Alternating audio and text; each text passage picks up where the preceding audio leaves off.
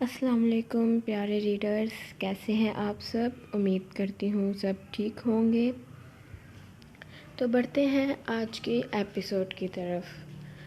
دشت جنون از قلم این رائٹس، قسط نمبر 43 پارٹ 1۔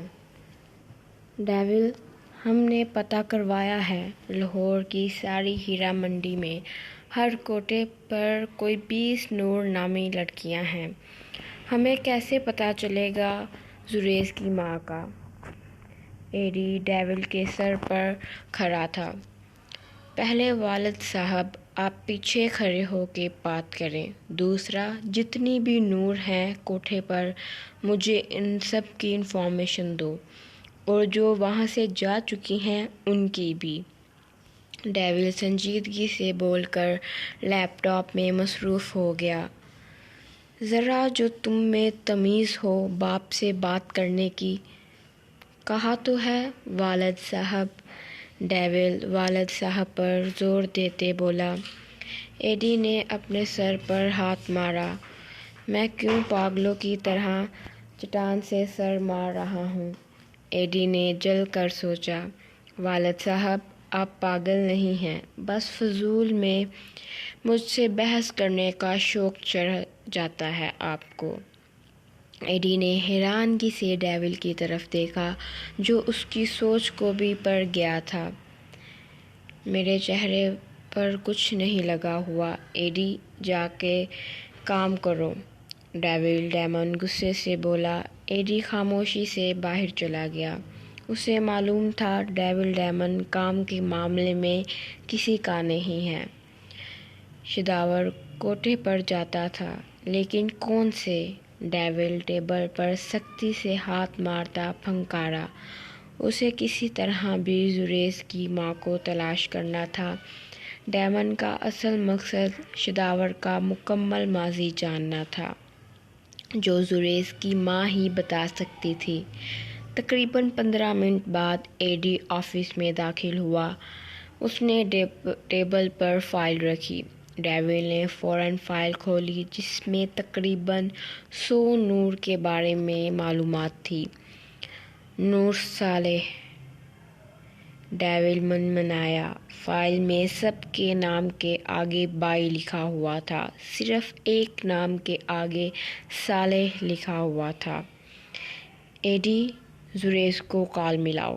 فائل پر نظریں گاڑتے ہوئے ایڈی سے کہا۔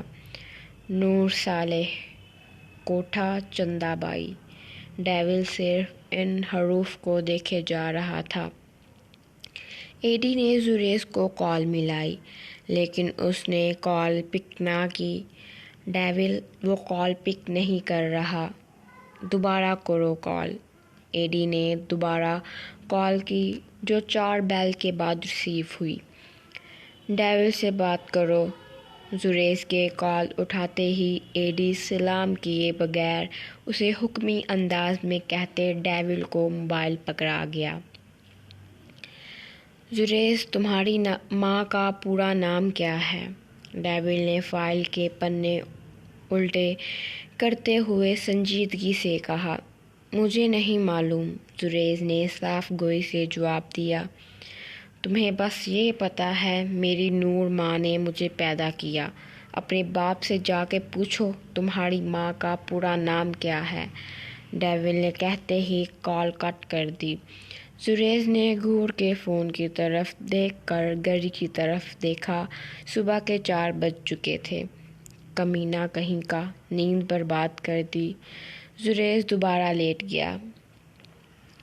ایڈی، میرے جانے کے بعد سب ہینڈل کر لینا، ڈیول کہتے ہوئے آفس سے نکل گیا۔ کار میں بیٹھ کر اس نے رخ چندہ بائی کے کوٹھے کی طرف کیا۔ ڈیول ڈیمن نے کوٹھے سے تھوڑی دور کار کھڑی کر دی۔ کالی شلوار قمیض پہنے، کالی چادر لیے، چہرے پر کالا رومال باندھے کوٹھے کے اندر داخل ہوا۔ لڑکیاں اس گورے نوجوان مرد کو آنکھیں پھاڑے دیکھنے لگیں۔ چندہ بائی کہاں ہے؟ ڈیول نے ایک عورت سے پوچھا۔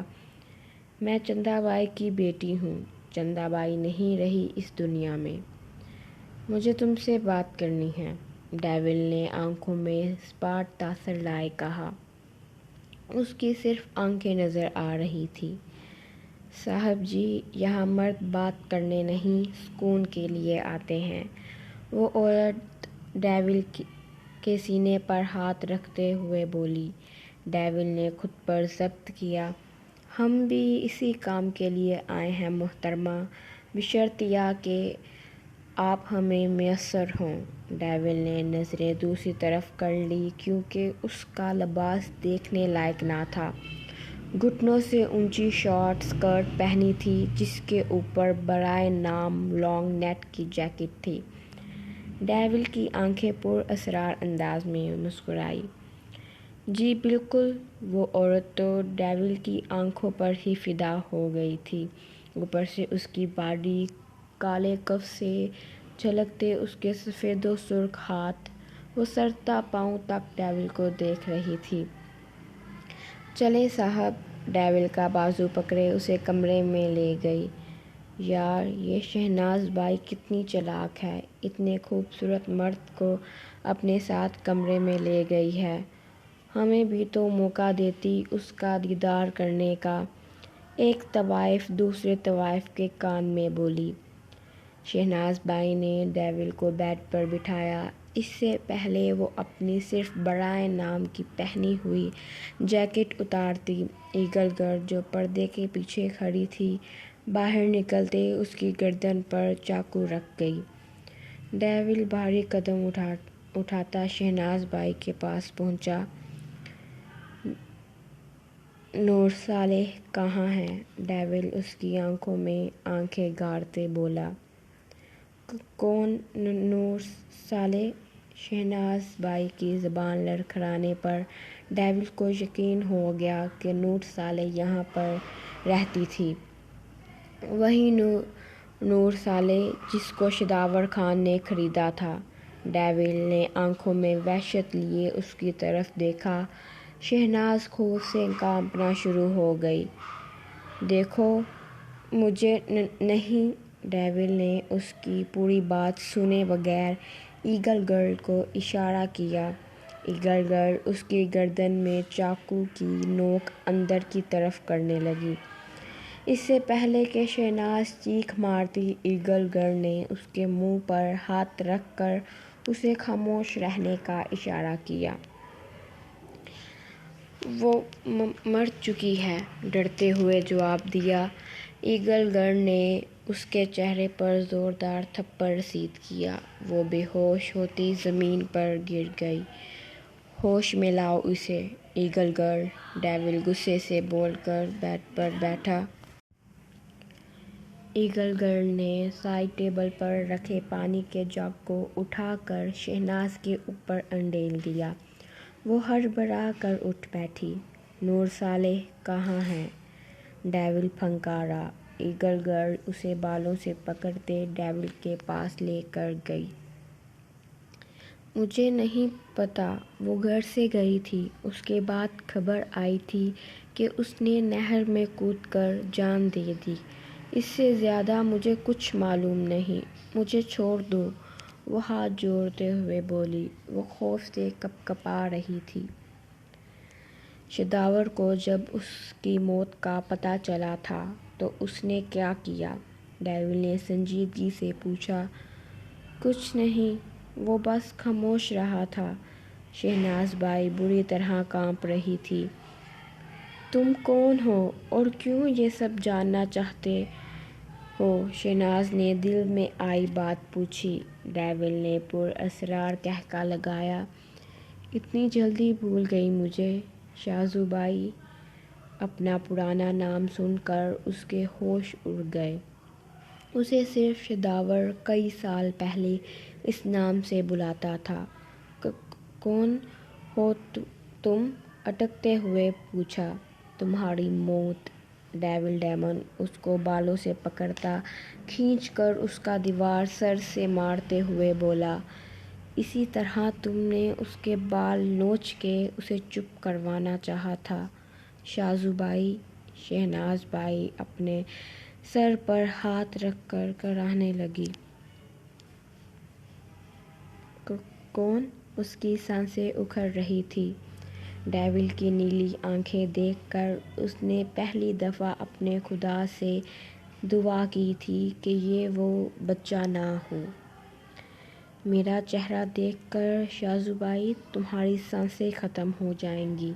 ڈیول نے اپنا رومال اتار کر ہاتھ میں پکڑ لیا۔ شہناز اس کا چہرہ دیکھ کر لمبی لمبی سانسیں لینے لگی۔ ایک دم اسے سانس آنا بند ہو گئی۔ اس کی آنکھیں الٹی ہو گئی تھیں، اس کا رنگ پیلا پڑ گیا تھا۔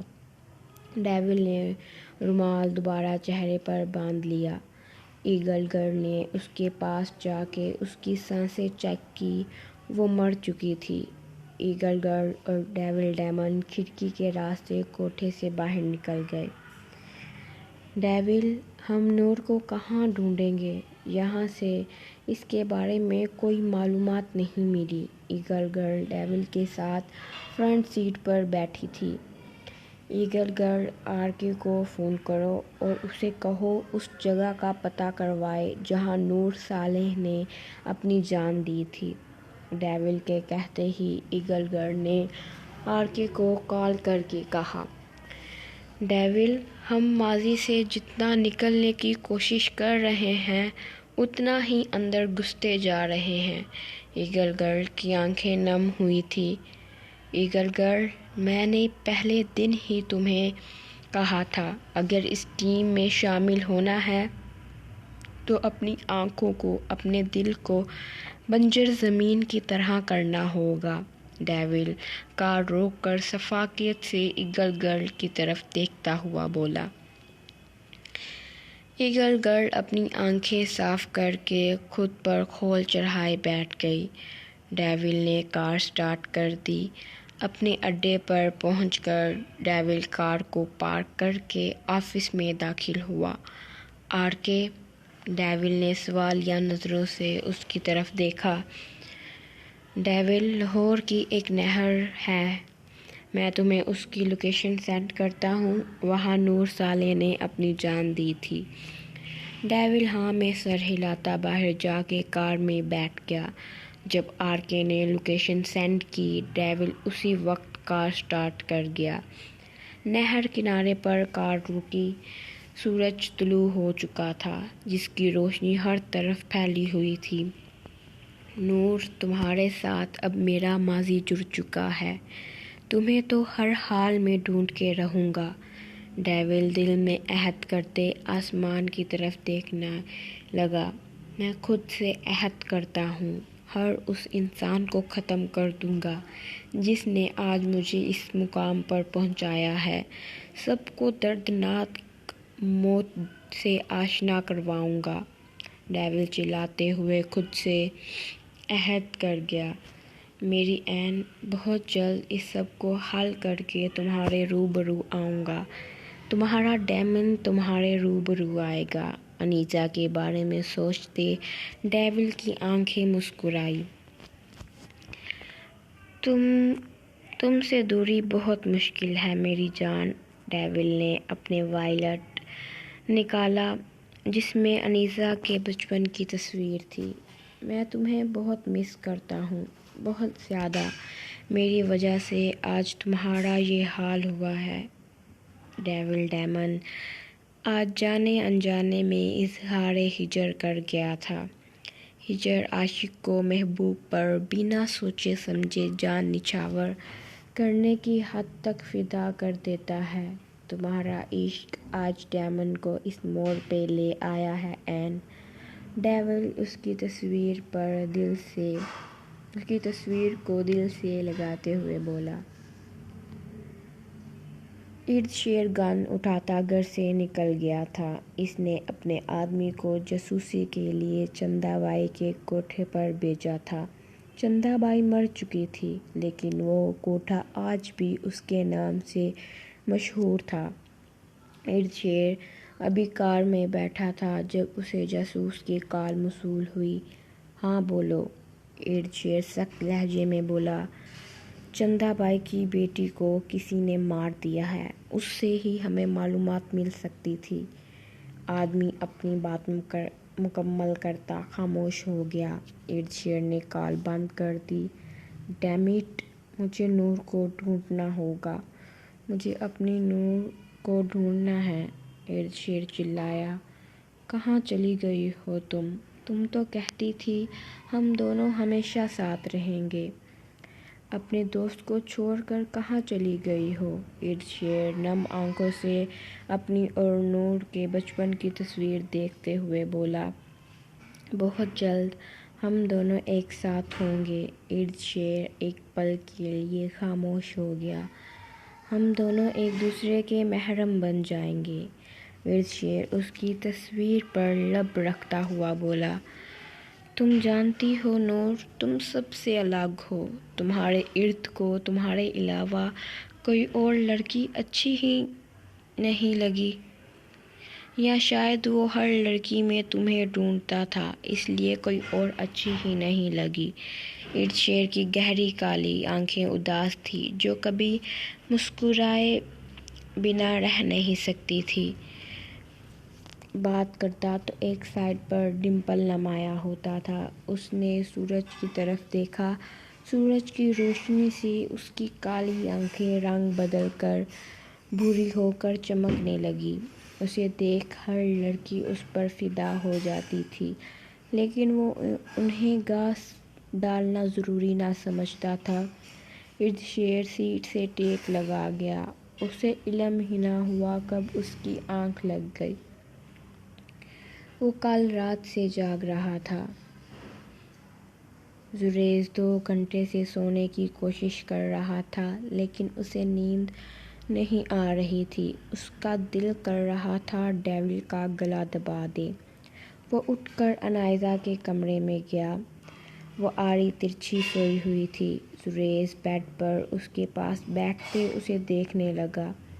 میری جھلی سی بیوی۔ زریز اس کے دونوں رخسار پر لب رکھ دیا۔ عنائزہ کسمسائی۔